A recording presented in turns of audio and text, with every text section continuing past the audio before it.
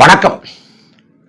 சாதிவாரி கணக்கெடுப்பு மற்றும் பஞ்சம நல மீட்பு ஆகிய முதன்மை முழக்கங்களை முன்வைத்து நாம் தமிழர் கட்சியோட மாபெரும் பேரணி மற்றும் பொதுக்கூட்டம் நேற்றைய தினம் செங்கல்பட்டு மாவட்டம் திருப்பூர்ல நடைபெற்றுச்சு. முன்னதா இந்த பொதுக்கூட்டத்துக்கான இந்த பேரணிக்கான அனுமதியை வாங்குறது பெரிய கெடுபிடியாக நெருக்கடியா இருந்துச்சு. சமூக நீதி அரசு அப்படின்னு சுயதம்பட்டம் அடித்துக் கொள்கிற இந்த திமுக அரசு இந்த சாதிவாரி கணக்கெடுப்புக்கான பொதுக்கூட்டத்துக்கான அனுமதி தரல. நீதிமன்ற படியேறோம், அங்கேயும் இழுத்தடிச்சு ஒரு வழியா அனுமதி கொடுத்துட்டாங்க. ஆனா எந்த வழக்கிலையும் சொல்லாத விசித்திரமான சில கருத்துக்களை மாண்புமிகு நீதியரசர் முன் வச்சாங்க. இப்ப நாம் தமிழர் கட்சியோட பொதுக்கூட்டத்துக்கு காவல்துறை பாதுகாப்பு தருது அப்படின்னா ஏன் காவல்துறை ஒரு தொகையை நாம் தமிழர் கட்சியிலேருந்து வசூலிக்க கூடாது? இதே போல ஒரு விதியை வச்சு இந்த பொதுக்கூட்டங்களுக்கு காவல்துறை பந்தோபஸ்து பண்ணதில்லை, அதுக்கெல்லாம் ஏன் காசை வாங்கக்கூடாது அப்படின்லாம் நீதியரசர் ஒரு அளப்பரிய அற்புதமான சிந்தனையை முன் வச்சாங்க. அதாவது இது ஜனநாயக நாடு, மக்களோட வரி பணத்துல தான் எல்லாமே இயங்குது. இங்க காவல்துறை சம்பளம் வாங்குறாங்க அப்படின்னா அது மக்களின் வரி பணம் தான். ஜனநாயக நாட்டில் போராட்டம், பொதுக்கூட்டம் இதெல்லாம் இயல்பாக நடக்கக்கூடியது தான். அதுக்கு காசு வாங்கணுங்கிற இந்த முன்மொழிவுங்கிறது என்ன மாதிரி நமக்கு புரியல. அப்புறம் நாம் தமிழர் கட்சியோட பொதுக்கூட்டங்கள்ல காவல்துறைக்கு பெருசா வேலை இருக்காது, அது எல்லாருக்குமே தெரிஞ்சதுதான். அவங்க அனுமதி கொடுத்துருவாங்க, அது தெருமுனை கூட்டமோ பொதுக்கூட்டமோ மாநாடோ அவங்க ஒரு ஓரமா உட்காந்துருப்பாங்க, நாற்காலியை போட்டு. ஒன்று அலைபேசியை பார்த்துட்டு உட்காந்துருப்பாங்க, இல்லை சக காவலர்களோடு அரட்டடிச்சுட்டு இருப்பாங்க. மற்றபடி ஏன்னா அங்கே பாதுகாப்பு குறைபாடோ அங்கே பாதுகாப்பின்மையோ இருக்காது. கூட்டம் அது பாட்டுக்கு சிறப்பாக நடக்கும். ஏன்னா நாம் தமிழர் கட்சி பொதுக்கூட்டம்னா கட்டுப்பாடு, கட்டுக்கோப்பு, ஒழுங்கு, நேர்த்தி, ஒழுக்கம் எல்லாம் அப்படி சிறப்பாக இருக்கும். ஒரு சின்ன சலசலப்பு இருக்காது, சச்சரவு இருக்காது, எந்த பாதுகாப்பு குறைபாடு இருக்காது. நாம் தமிழர் கட்சியோட நிகழ்வுகள் தொடங்குறதுக்கு முன்னாடி அகவணக்கம் அப்படின்னு சொல்றப்ப ஒட்டுமொத்த கூட்டமும் நிசப்தமாயிடும். ஒரு தெருமுனை கூட்டம் 100 பேர் பங்கேற்கக்கூடிய திருமுனை கூட்டம் தொடங்கி லட்சக்கணக்கான பேர் பங்கேற்கக்கூடிய மாநாடு வரைக்கும் அகவணக்கம்ட்டா போதும். நாம் தமிழர் கட்சியோட கூட்டத்தில் அந்த பின் டிராப் சைலன்ஸும்பாங்கல்ல, குண்டூசியை போட்டா கூட கேட்கும்னு, அந்த அளவுக்கு நிசப்தமா இருக்கும். ஏன்னா அது கட்டுக்கோப்பு, அது ஒழுங்கு. அதே போல அந்த கூட்டத்துல பேசுறப்ப தலைவரோட பேரை யார் சொன்னாலும், தலைவரோட பேரை யார் சொன்னாலும் ஒட்டுமொத்த கூட்டமும் 6 பொறிக்கும் ஆனந்த கூத்தாடும். ஏன்னா அது உணர்வு. இப்படி கட்டுக்கோப்பு, கட்டுப்பாடு, ஒழுங்கு, இன உணர்வு எல்லாவற்றின் பால் கட்டமைக்கப்பட்ட ஒரு கட்சின்னா நாம் தமிழர் கட்சி தான். 100 விழுக்காடு அரசியல்படுத்தப்பட்ட கூட்டம், மிக சரியாக கட்டமைக்கப்பட்ட கூட்டம். இந்த கூட்டத்துக்கு அனுமதி மறுத்தது திமுக அரசு. இவங்க சமூக நீதி அப்படிங்கிறாங்க. சமூக நீதிக்கான அடித்தளம் வகுப்பாரி பிரதித்துவம். அந்த வகுப்பாரி பிரதித்துவத்தை நிலைபெற செய்வதற்கான வாய்ப்பு சாதிவாரி கணக்கெடுப்பு. அந்த சாதிவாரி கணக்கெடுப்பை வலியுறுத்தி தான் கூட்டமே நடக்குது. அடிப்படையில் சமூக நீதினா என்ன அப்படின்னு கேட்டால் சுருக்கமா ஒரே வரியில சொல்லிடலாம். கடந்த கால தவறை சரி செய்யும் நிகழ்கால செயல்முறை. கடந்த கால தவறை சரி செய்யும் நிகழ்கால செயல்முறை. கடந்த காலத்துல சாதியை அடிப்படையாக கொண்டு நமக்கான வாய்ப்புகள் மறுக்கப்பட்டுச்சு. நம்ம படிக்கிறோம், சங்க காலத்துல பெண்களே படிச்சவங்களா இருந்தாங்க, சங்க காலத்துல இவ்வளவு பேர் கல்வி கற்றிருந்தாங்க, கல்வி நிறுவனப்படுத்தப்பட்டு அன்னைக்குனா கூட கல்வி பயின்றிருந்தாங்க, முற்காலத்திலும் படிக்கிறோம். ஆனா இடைப்பட்ட காலத்துல ஆரிய பண்பாட்டு படையெடுப்பால, வர்ணாசிரம கோட்பாட்டால, சாதிய தீண்டாமை கொடுமையால நமக்கான வாய்ப்புகள் மறுக்கப்பட்டுச்சு. இடைப்பட்ட காலத்துல முற்றாக கல்விக்கு நமக்குமான உறவு துண்டிக்கப்பட்டுச்சு. அப்ப எந்த சாதியை அளவாக கொண்டு, அளவிடாக கொண்டு நமக்கான வாய்ப்புகள் மறுக்கப்பட்டுச்சோ அதே சாதியை அளவிடாக கொண்டு கல்வி, வேலைவாய்ப்பு, அரசியல் அதிகாரம் எல்லாவற்றையும் கொடுப்பதுதான் சமூக நீதி. இதுல இடஒதுக்கீடு, வகுப்பாரி பிரதித்துவம் அப்படின்னு பேசுறோம். இப்ப வன்னிய சமூக மக்களுக்கு பாமக 10.5 கேட்கிறாங்க. அதுல 10.5 உச்ச நீதிமன்றம் ரத்து பண்ணி விட்டுருது. ஏன் ரத்து பண்ணி விடுதுன்னா எவ்வளவு பேரும் தெரியல. அது 10.5 இல்ல 12.5 இல்ல 8.5 எவ்வளவு விழுக்காடு மக்களும் அதற்கேற்ப பிரதித்துவம். இப்ப மக்கள் எவ்வளவுன்னு அளவிடா கொள்ளாம குத்து மதிப்பா 10.5னால நீதிமன்றம் அதை ஏற்கல. அப்ப சாதிவாரி கணக்கெடுப்பு எடுத்து அந்த மக்கள் தொகை விழுக்காட்டுக்கு ஏற்ப கொடுங்கன்னு கேட்கிறோம்.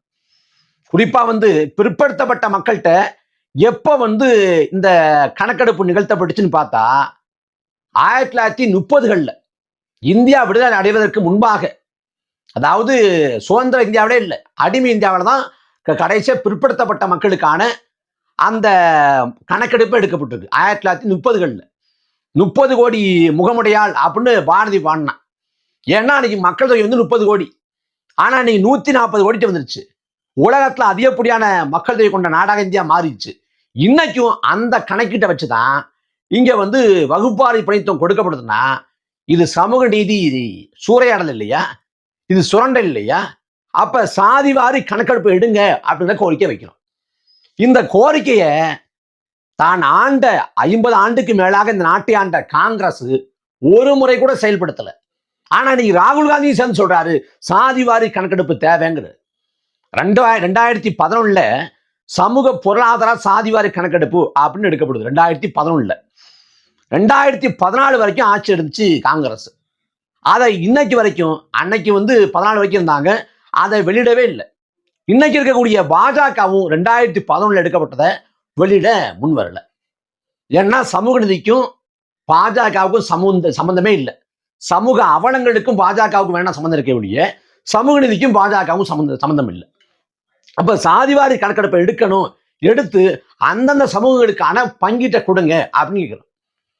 இவங்க சாதிவாரி கணக்கெடுப்பு எடுக்கணும்னா அதிகாரம் எங்ககிட்ட இல்லை, மாநில அரசிட்ட இல்லை அப்படின்னு திமுக கையை விரிக்குது. திமுகவோட கூட்டணி கட்சி காங்கிரஸ் ராஜஸ்தான்ல பரப்புரையும் போது ராகுல் காந்தி சொல்றாரு, காங்கிரஸ் தலைவர் பெருமக்கள் சொல்றாங்க, காங்கிரஸ் ராஜஸ்தானை மீண்டும் ஒருமுறை ஆண்டால் நாங்க சாதிவாரி கணக்கெடுப்பு எடுப்போம் அப்படிங்கிறாங்க. அதே போல பீகார்ல எடுக்கப்பட்டிருக்கு, தெலுங்கானாவில் எடுக்கப்பட்டிருக்கு, ஆந்திராவில் முன்னெடுப்பு போய்கிட்டு இருக்குது. இந்தியாவோட பல மாநிலங்கள்ல சமூக நிதிங்கிற சொல்லாடலை பயன்படுத்தாத இந்தியாவோட பல மாநிலங்கள்ல சாதிவாரி கணக்கெடுப்பு எடுக்கப்படுது. ஆனா தமிழ்நாட்டுல மூச்சுக்கு 300 தடவை சொல்றாங்க சாதிவாரி சமூக நீதின்னு. ஆனா சாதிவாரி கணக்கெடுப்பை எடுக்க மாட்டேங்கிறாங்க. கேட்டா அதிகாரம் இல்லைங்கிறான். பீகார்ல ரத்து செய்யப்பட்டது காரணம் அங்க 50 விழுக்காடை தாண்டிட்டான். அந்த உச்சவரம்பை தாண்டதால உச்ச நீதிமன்றம் ரத்து பண்ணி விட்டுருது. ஆனா அங்க சாதிவாரியா கணக்கெடுப்பு எடுக்கப்பட்டது எந்த தவறும் இல்லை. ஆனா தமிழ்நாட்டில் இந்த அரசு எடுக்க மாட்டேங்குது. திமுக அரசு எடுக்காம அதிகாரம் இல்லைன்னு சொல்லி அதை கடத்தி விடுறேன். இந்த சமயத்துல இந்த திமுக அரசோட போலி சமூக நீதி வேடத்தை கிழித்து தொங்க விடும் விதமாக அண்ணன் சீமானவர்கள் நேற்றைய தினம் பொதுக்கூட்டத்துல கிழிச்சு தொங்க விட்டாங்க. அதே போல ஒடுக்கப்பட்ட ஆதி தொல்குடிகளுக்கு வெள்ளைக்காரங்க ஆட்சி காலத்துல செங்கல்பட்டு ஆட்சியாளராக இருந்த வெள்ளைக்கார ஆட்சியாளர் இந்த பஞ்சம நிலங்களை அவங்களுக்காக கொடுத்தார். ஆனா சமகாலத்துல அது அவங்ககிட்ட இல்லை, எல்லாமே ஆக்கிரமிப்புல இருக்கு. 12 லட்சம் ஏக்கருங்கிறாங்க, எல்லாமே ஆக்கிரமிப்புல இருக்கு. கடைசி அது எப்ப பேசுபொருள் ஆச்சு அப்படின்னா இந்த வெற்றிமாறனோட அசுரன் படம் வர்றப்ப அப்ப பஞ்சமி நிலத்துலதான் அறிவாலயம் இருக்கு அப்படின்னு சொல்லி பாஜக தரப்புல சொல்லப்பட அப்ப பேசுபொருளா இருந்துச்சு. ஒரு 2 வாரம் 3 வாரம் பேசுபொருளா இருந்துச்சு. அதுக்கு பிறகு வாய மூடிட்டாங்க. நாங்க ஒடுக்கப்பட்ட விளிம்புநிலை மக்களுக்காக போராடுறோம் என்று சொல்றாங்க. திரும்ப இந்த பஞ்சம நிலங்களை மீட்கணும் அப்படின்ற கோரிக்கை வைப்பாங்களா? வைக்க மாட்டாங்க. ஏன்னா வச்சா திமுகவுக்கு நெருக்கடியா முடிஞ்சிடும். திமுகவுக்கு நெருக்கடி தரக்கூடிய எதையும் செய்ய மாட்டாங்க. நாம் சாதிவாரி கணக்கெடுப்பு, பஞ்சம நில மீட்பு போன்ற கோரிக்கைகளை வலியுறுத்தி போராடி கொண்டிருக்கிற பொதுக்கூட்டம் நடத்தி கொண்டிருக்கிற அதே வேளையில அண்ணன் திரும்ப விசிகா மாநில கட்சி அங்கீகரிக்கப்பட்டிருக்கு, இதை கொண்டாடுவோம்னு ஒரு பொதுக்கூட்டத்தில் அவங்க கொண்டாடி கொண்டிருக்கிறாங்க. இதுல நாம் தமிழர் கட்சியில யாருமே இல்லாங்க, எல்லாருமே வெளியேறாங்க, கூடாரம் காலியாகி கொண்டிருக்கு, எல்லாரும் நம்பகத்தன்மை இழந்துட்டாங்க, அந்த கட்சி மேல அண்ணன் சீமான் மேல நம்பிக்கை இழந்துட்டாங்க அப்படின்னு சன் நியூஸ் மூலமாக கருத்துருவாக்கம் செய்யப்பட்டுச்சு. திட்டவட்டமான ஒரு போலியான கருத்துருவாக்கம் செய்யப்பட்டுச்சு. நாம் தமிழர் கட்சியை யார் வெளியேறினாலும் செய்தியாக்கப்பட்டுச்சு. அவங்க சொல்ற குற்றச்சாட்டுகள்லாம் செய்தியா மாத்தி கொண்டு போகப்பட்டுச்சு. ஆனா நேற்றைய தினம் பொதுக்கூட்டம்ங்கிறது ஒரு மாபெரும் பேரணி மற்றும் பொதுக்கூட்டம். குறிப்பா அந்த பேரணியை சொல்லணும்னா படையப்பா படத்துல இறுதி காட்சியில மேலேருந்து காமிப்பாங்க, இந்த மூலையிலிருந்து அந்த மூலை வரைக்கும் இருக்கும். அந்த மாதிரி ஒரு நீண்ட நெடிய பேரணி பொதுக்கூட்டம், கட்டுக்கடங்காத பல்லாயிரக்கணக்கான மக்கள் கூடிய ஒரு பொதுக்கூட்டம். அந்த காட்சிகளை பார்த்து இவ்வளவு பேர் கூட்டினாங்களா அப்படின்னு. அதுல வந்து அண்ணன் சீமானோடு ஐயா மணியரசன் உள்ளிட்ட பல தமிழ் தேசிய ஆளுமைகள் பங்கேற்று முழுக்க முழுக்க எல்லாம் கருத்து செறிவோடு மிக சிறப்பான சமூக நீதி சார்ந்த கருத்துக்களை முன் வச்சாங்க. நிறைவா அண்ணன் சீமானவர்கள் வந்து 9 மணிக்கு பேச தொடங்கி 10 வரைக்கும் பேசினாங்க. அண்ணனுக்கு போதிய நேரமே இல்லை. எல்லாரும் பேசினால நேரம் பற்றாக்குறை ஆயிடுச்சு. அண்ணன் வந்து அந்த 1 மணி நேரம் 10 நிமிஷத்தையும் மிக சிறப்பான கருத்துக்களை முன் வச்சு திமுகவை கிழிச்சு தொங்க விட்டாங்க. இது எல்லாம் வந்து தொடக்கம்தான், இனிமேதான் என் ஆட்டம் ஆரம்பிக்க போகுது, நீ உத்தரதாண்டம் கேள்விப்பட்டிருப்ப, சீமான் தாண்டவன் கேள்விப்பட்டிருப்பியா அப்படின்னு கேட்டு அண்ணன் கிழிச்சு தொங்க விட்டாங்க. மொத்தத்துல மிக சிறப்பான ஒரு பொதுக்கூட்டமா நடைபெற்று முடிஞ்சுச்சு. நாம் தமிழர் கட்சி யார் வெளியேறினாலும் அதை செய்தியாக மாற்றக்கூடிய ஊடகவியலாளர் குணசேகரன் அவர்கள் வந்து அவங்களோட சன் நியூஸ் ஊடகத்துல தொலைக்காட்சியில இது குறித்து ஒரு செய்தி போடல. நாம் தமிழர் கட்சி நடத்திய அந்த பேரணி பொதுக்கூட்டம், அது அண்ணன் சீமான் பேசினது, அல்ல பங்கேற்ற ஐயா மணியரசன் உள்ளிட்ட தலைவர் பெருமக்கள் பேசினது, இது குறித்தான எந்த செய்தியும் வெளிவரல. சன் நியூஸ் மட்டுமானா தமிழ்நாட்டில் இருக்கக்கூடிய முதன்மையான காட்சி ஊடகங்கள் எதிலையும் இதை பெருசா அடையப்படுதில்லை. வளசரவாக்கம் காவல் நிலையத்தில் ஆஜராக வந்தப்ப ஊடகங்கள் அவ்வளவு முக்கியத்துவம். அண்ணன் வந்து தருமபுரியிலேருந்து வர்றாங்க சென்னைக்கு வானூர்தியில், அது வந்து போடப்படுது அண்மை செய்தி அப்படின்னு போட்டு சீமான் சென்னைக்கு வர்றாரு அப்படின்னு. இங்க வானூர்தி நிலையத்தில் இறங்குறாரு, அங்கேருந்து வளசரவாக்கம் காவல் நிலையம் போற வரைக்கும் எல்லாமே தொலைக்காட்சி நேரலையா போய்கிட்டு இருக்கு. அண்ணன் வந்து இங்க வடவழியில வந்து ஒரு அறைக்கு போய் மூஞ்சி கழுவிட்டு திரும்ப காவல் நிலையத்துக்கு போக முற்படுறாங்க. அந்த வடசரவாக்கம் போறதுக்கு முன்னாடி வடபழனி அறைக்கு போற அங்க இடத்துல 4 பேர் கேமரா வச்சு நிக்கிறான். அங்கே காமிக்கிறான், அங்க வடசரவாக்கத்தை காமிக்கிறான், அண்ணன் வர்றதை காமிக்கிறான், ஒரே நேரத்துல நாம் தமிழர் கட்சி இந்த சார்ந்த எல்லா இதையும் காமிக்கிறான். அப்படி அந்த நிகழ்வுக்கு வந்து ஊடக கவனம் வந்து குவிக்கப்பட்டுச்சு. ஸ்டாலின் பேசின பொதுக்கூட்டத்தை வந்து ரத்து பண்ணிவிட்டு, அதை காமிக்காம ரத்து பண்ணிவிட்டு முழுக்க முழுக்க அண்ணன் சீமானோட வருகை காமிச்சேன்.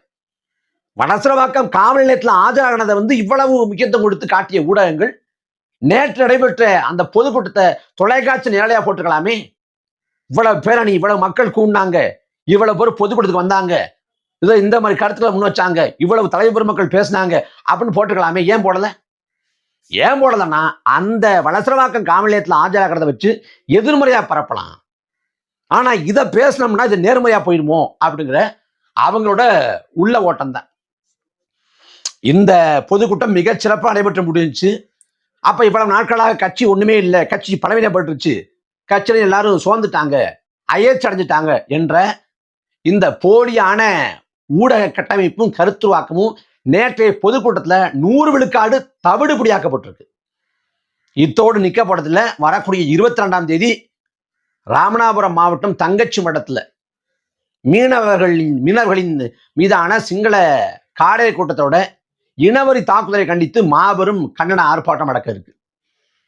இனி வரக்கூடிய இந்த 7-8 மாசம், தேர்தலுக்கு முன்னாடி இருக்கக்கூடிய 7-8 மாசம் முழுக்க முழுக்க நாம் தமிழர் கட்சியை வந்து தவிர்க்கணும், நாம் தமிழர் கட்சியை கடந்து போகணும்னு நினைச்சாலும் கடந்து போக முடியாது, தவிர்க்க முடியாது. ஏன்னா வரக்கூடிய நாட்கள்ல சீமான் ஆட்டம் தான்.